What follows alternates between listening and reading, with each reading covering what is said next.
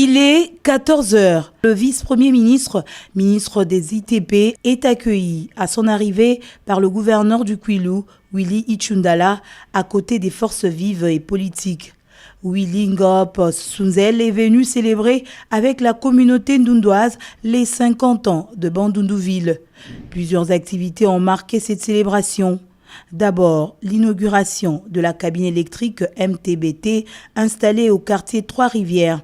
C'est le vice-premier ministre des ITP, représentant du Premier ministre, qui a procédé à la coupure du ruban symbolique pour le fonctionnement de cette cabine qui va desservir plusieurs quartiers, a précisé le directeur provincial de la SNEL, Bandundu. Dans son mot, Willy Ngopos a rendu hommage au chef de l'État qui a patronné le dit festival.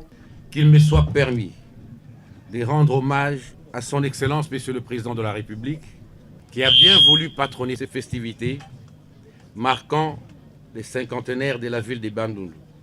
Son père, feu président Etienne Tshisekedi, a largement contribué en appuyant le patriarche Singaoudjou Ngwakebi, qui nous honore ces jours. Je veillerai quant à moi, en ce qui concerne mon secteur. Je l'ai déjà dit, Nakikongo d'ailleurs,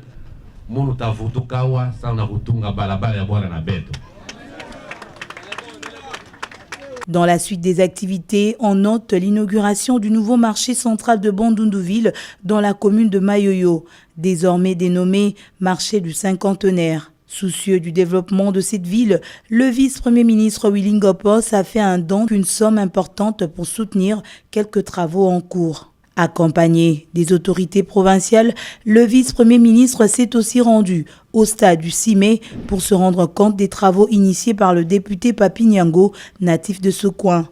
Willy Ngopos a promis de s'impliquer personnellement pour que ce stade réponde aux normes internationales. Pour boucler la boucle, un dîner offert par le vice-premier ministre des ITP a clôturé ces festivités. Willy Ngop Sunzel a regagné Kinshasa par l'aéroport de Ndolo où il a été accueilli par les membres de son cabinet.